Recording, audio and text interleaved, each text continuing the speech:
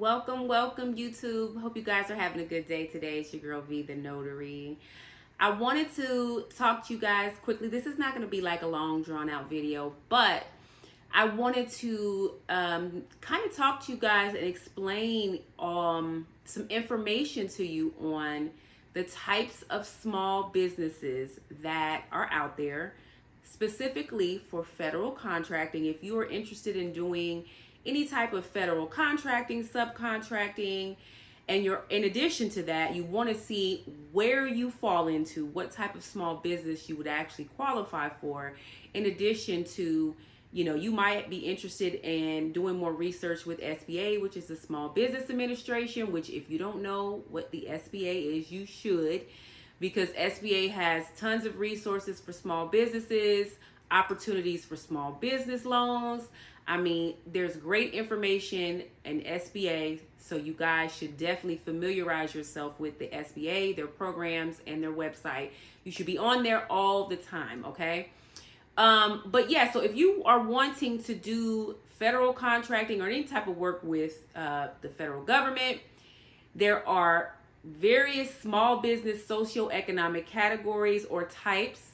And I just wanted to explain the 5 different types. Now, there are some other subcategories in specific ones that I'm not going to delve too deeply into it, but I'm going to talk about the 5 overarching types of small business categories to give you an idea of what they're about, and for you to, once I give you this information, you're going to do your own, research and due diligence and find out more about these programs to see if you qualify for grants, for loans.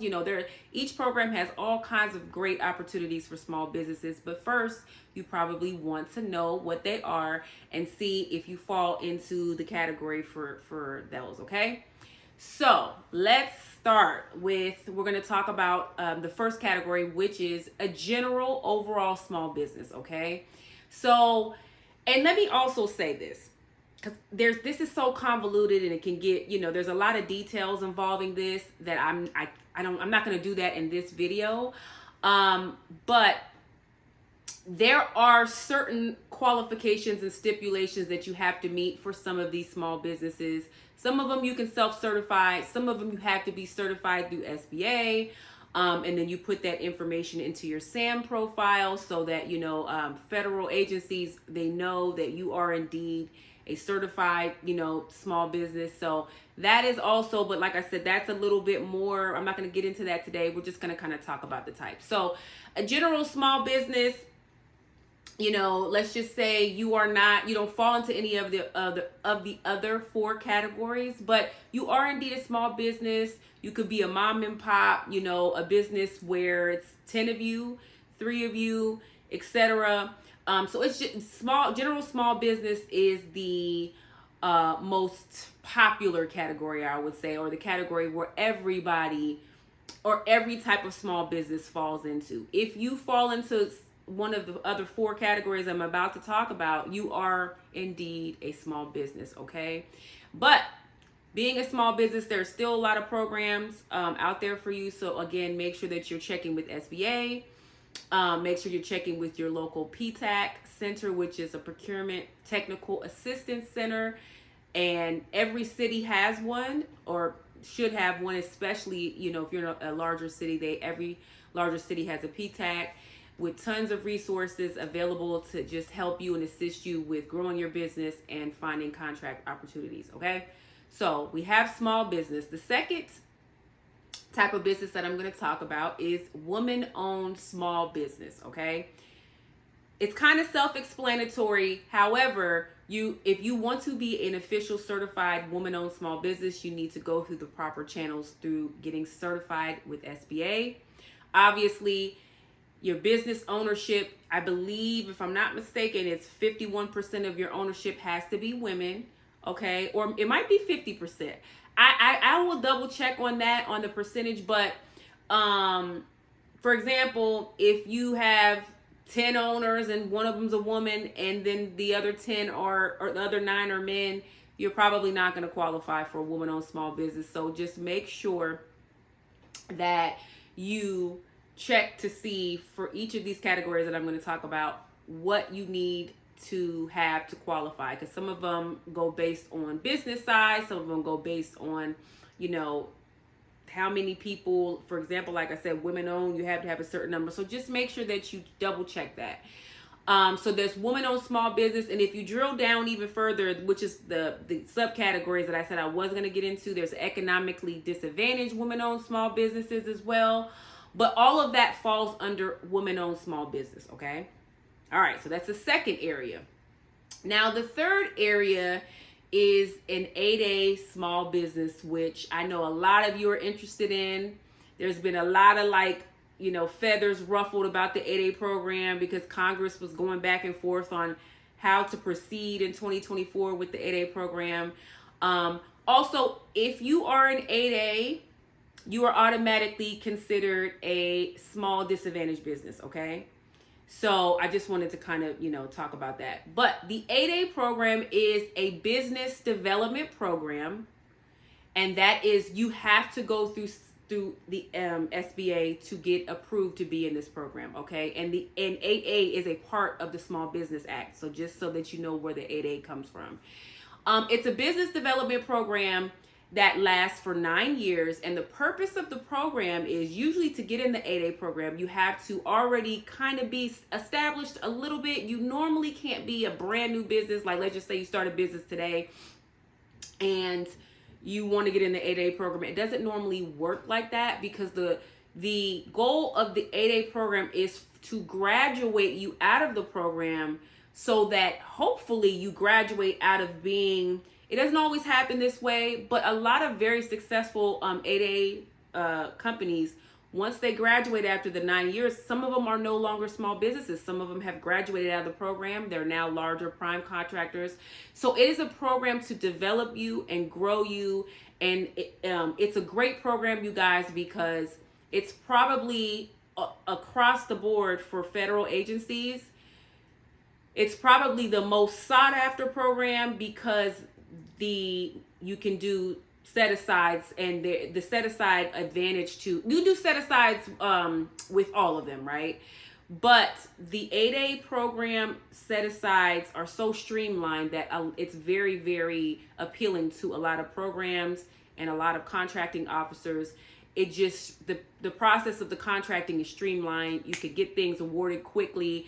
8A companies tend to be a little more sophisticated, and there's a lot of rules and regulations to the program, okay?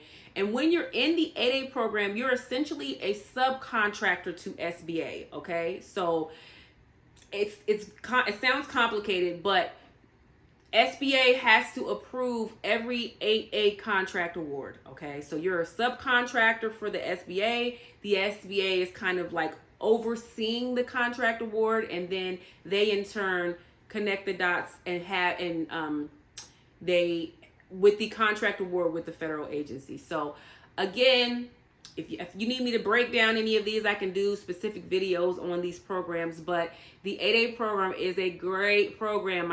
They're all great, but specifically the 8A one, because it is really, really an emphasis on developing that business to hopefully graduate and not be a small business after the 9 years are over, okay? All right, so we talked about women-owned small business, general small business, the 8A program. Next is we have service-disabled, veteran-owned small business, okay? That's kind of self-explanatory too.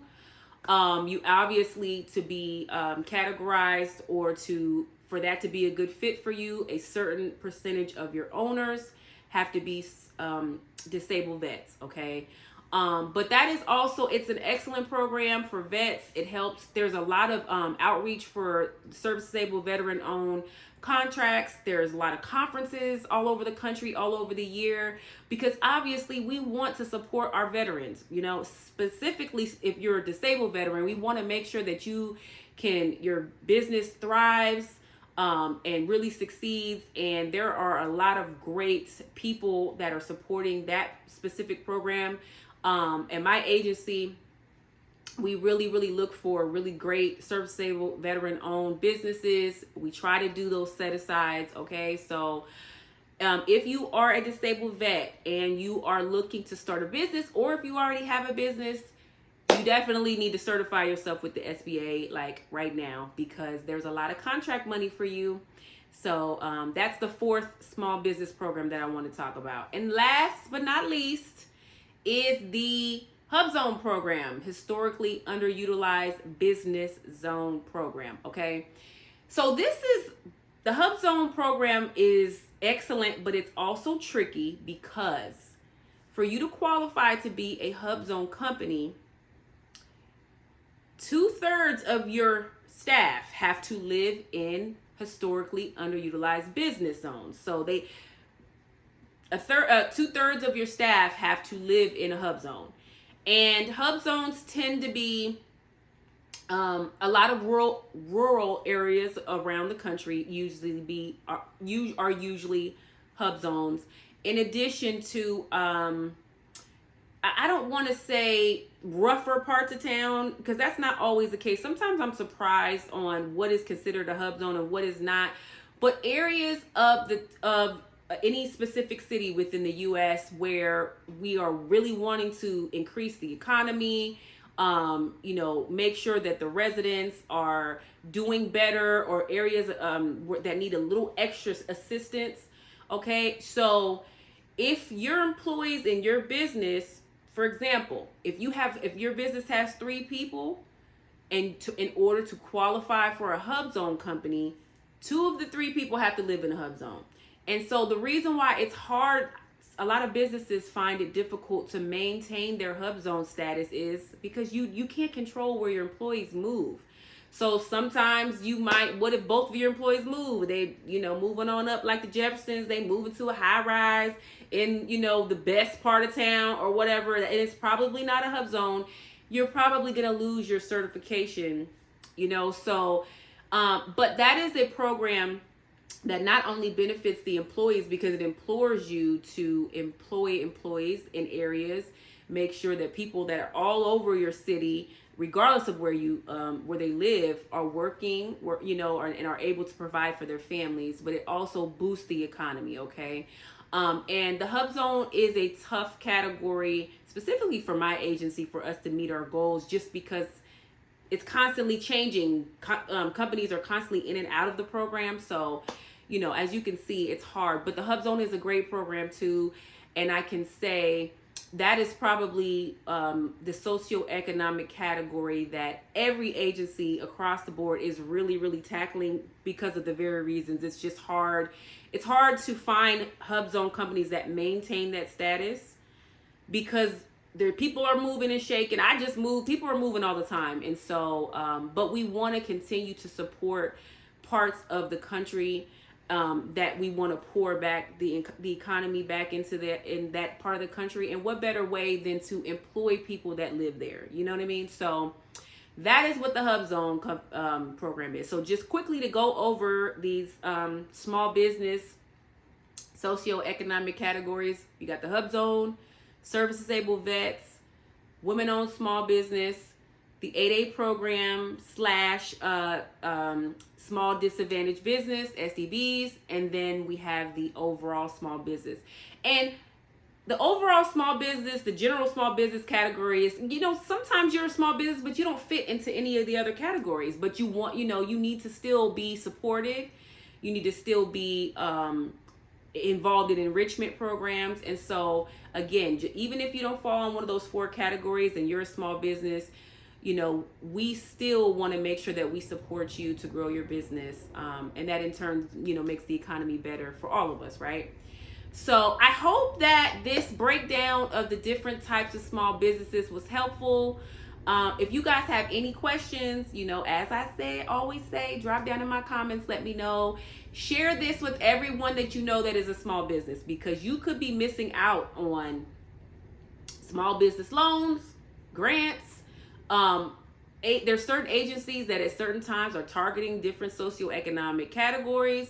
You could be missing out on set-asides. You could be missing out on money, y'all. So make sure you share this with everybody. Everybody needs to see this video, you guys, okay?